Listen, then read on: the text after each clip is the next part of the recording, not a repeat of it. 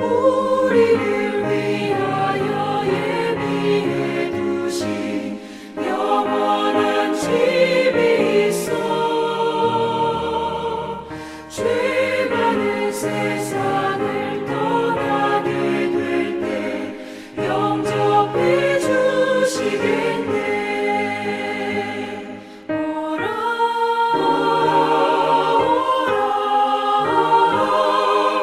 방황치 말고 오라.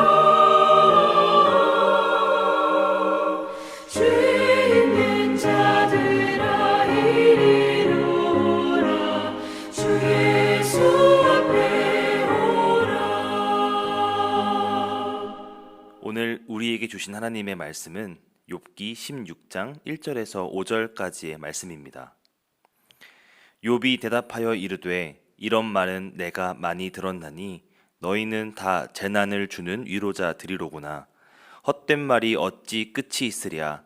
내가 무엇에 자극을 받아 이같이 대답하는가. 나도 너희처럼 말할 수 있나니 가령 너희 마음이 내 마음 자리에 있다 하자. 나도 그럴듯한 말로 너희를 치며 너희를 향하여 머리를 흔들 수 있느니라. 그래도 입으로 너희를 강하게 하며 입술의 위로로 너희의 근심을 풀었으리라. 아멘. 충고와 잔소리의 차이는 무엇일까요? 정확히 정의할 수는 없지만 혹자는 상대와의 이해 관계에 따라서 같은 말이 잔소리가 되기도 하고 충고가 되기도 한다고 합니다. 이해라고 하는 단어는 사리를 분별하여 해석함, 남의 사정을 잘 헤아려 너그러이 받아들임이라는 의미가 있습니다. 사람과 사람 사이에서 그 사람을 온전히 이해하기 위해선 그 사람이 처한 상황을 직접 겪어보는 것이 가장 빠르고 확실한 방법입니다. 상대방의 마음을 잘 위로하기 위해선 이해를 해야 하죠. 그래서 같은 상황을 겪어보신 분들이 더 자세히 위로해 줄 수 있는 것입니다. 상대를 위로할 때에 무조건 비유에 맞추는 것만이 능사가 아닙니다. 깊은 이해를 하나님께 구해야 하며 하나님께서 주시는 지혜의 말로 위로를 건네야만 합니다. 대부분 진심을 담아 손 잡아주기, 따뜻하게 안아주기, 함께 울어주기, 곁을 지켜주는 것만으로도 충분한 위로가 된다고 합니다. 하지만 그렇지 않고 섣부른 판단과 욕심으로 위로를 건넨다면 그것은 상대에게 전해지지 않고 기분을 상하게 할 수도 있습니다. 오늘 욥의 친구들은 욥에게 충고 아닌 잔소리를 했습니다. 먼 곳에서 욥의 소식을 듣고 한 다름에 달려와 준 것은 너무 고맙지만 욥을 이해하지 못하고 자기만의 생각으로 위로를 건넸습니다. 그러다 보니 오히려 욥의 상처가 더 커지기만 했습니다. 아담의 타락 이후 이 땅의 모든 사람에게 고통이라는 단어는 죄와 연관되어졌습니다. 고통당하는 것은 죄로 인함이야 라고 생각하게 된 것이죠. 욥의 친구들도 이런 생각을 하고 있었습니다. 그러니 욥에게 찾아와 건네는 위로가 진짜 위로가 아닌 정죄가 되어버립니다. 욥은 이런 친구들을 재난을 주는 위로자라고 칭합니다. 재난을 주는 위로자. 앞뒤가 다른 말입니다. 어떻게 위로자가 재난을 주는 존재가 될 수 있을까요? 이 위로라고 하는 단어는 소망, 평화, 사랑 이런 단어들과 어울리는 말입니다. 욥이 이렇게 말하는 데엔 이유가 있습니다. 2절에서 이렇게 말하죠. 이런 말은 내가 많이 들었나니.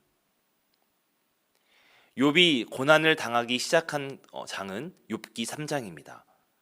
그때부터 많은 사람이 찾아와서 욥에게 했던 말이 다 이런 말이라는 것입니다. 고통은 하나님께 주시는 것이니 죄를 회개하라. 하지만 욥은 이런 말에 어떻게 대답합니까? 친구들이 와서 아무리 정죄해도 그래, 하나님이 그런 분이신 줄 내가 알고 있어. 그런데 지금 이 상황을 봐. 그렇지 않은 이런 예도 있지 않니? 라고 말하고 있는 겁니다. 욥의 친구들은 욥의 이런 대답을 듣지 않습니다. 오히려 욥에게 화를 내고 있죠. 15장에서는 엘리바스가 욥에게 연민이 사라지고 강하게 정죄했다라고 말합니다. 내가 간사한 자의 혀를 좋아하는구나, 이렇게 화를 내고 있습니다. 엘리바스는 자신이 알고 있는 방식대로만 이해하려고 했고 하나님의 인과 응보만을 강조했습니다. 욥이 괴로워서 외치고 있는데 끝까지 외면한 채 그를 앞에 두고 자신의 이야기만 하려고 합니다. 이런 모습은 엘리바스에게만 있지 않았습니다. 빌닷과 소밧도 마찬가지였습니다. 분명 앞에 욥이 있지만 욥을 염두에 두지 않고 자신들의 관점을 욥에게 주장하고 있는 모습입니다. 이런 관점은 오늘날에도 똑같이 적용됩니다. 누군가 어려움을 겪고 있다면 너무 쉽게 그거 기도해야 돼 라고 말하는 그리스도인들이 얼마나 많이 있습니까? 상대에 대한 배려가 없는 그 말로 인해서 누군가는 교회를 떠나기도 합니다. 그 사람의 아픔을 이해하려고 하지 않습니다. 이해와 공감 없이 하는 진단은 그 사람을 아프게만 합니다. 물론 욥의 친구들이 처음부터 이런 말을 한 것은 아닙니다. 그들이 멀리서 욥을 찾아왔고 가장 먼저 한 것이 바로 옷을 찢으며 절규하고 아무 말도 하지 않았다는 것입니다. 그렇게 그 감정에 함께 해주는 것이 진정한 위로의 시작이었습니다. 고난의 원인을 아무리 파헤쳐도 고통 중에 있는 사람에게는 위로가 되지 않습니다. 오히려 아무 말 없이 함께 해주는 것이 힘이 됩니다. 사랑하는 성도 여러분, 주위에 위로가 필요한 이가 정말 많이 있습니다.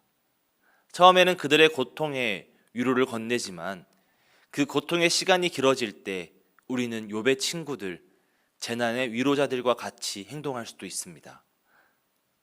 하지만 성도는 소망과 사랑의 위로자가 되어야 합니다. 고난 겪으신 예수 그리스도의 사랑을 아는 자는 재난의 위로자가 아닌 사랑의 위로자가 될 것입니다. 예수님께서는 자기의 관점을 다른 이에게 강요하거나 정죄하라라고 가르치지 않으셨습니다. 우리도 예수님과 같이 상대에게 맞춰주고 기다려줄 수 있는 믿음의 동반자가 되어야 합니다. 고난 중에 있는 자의 고통을 바라보며 어둠 가운데 있는 자를 인정해주고 또 소망 건네는 자가 되기를 꿈꿔야 합니다. 예수님의 사랑을 기억하며 재난의 위로자가 아닌 사랑의 위로자가 되기를 간절히 소망합니다. 기도하겠습니다. 사랑의 하나님, 감사합니다. 오늘도 우리에게 먼저 다가와 주시고 또 위로자가 되어주심에 진심으로 감사를 드립니다. 아버지, 우리가 놀라운 그의 사랑을 기억하며 우리 역시 따뜻한 사랑의 위로를 건네는 자가 되기를 원합니다. 주님, 우리가 함부로 말하지 않게 하시고 그들의 마음을 알 수 있는 지혜를 허락하여 주시옵소서. 그의 곁에서 아버지의 마음으로 함께하며 또 함께 울고 함께 웃는 위로의 동반자가 되게 하여 주시옵소서. 이제는 우리 주 예수 그리스도의 은혜와 하나님의 사랑하심과 성령님의 함께하심이 주의 사랑을 기억하며 우리 역시 사랑의 위로자가 되겠노라고 결단하는 우리 능곡교회 성도님들의 머리 위에 지금부터 영원까지 함께 있기를 간절히 축원합니다. 아멘.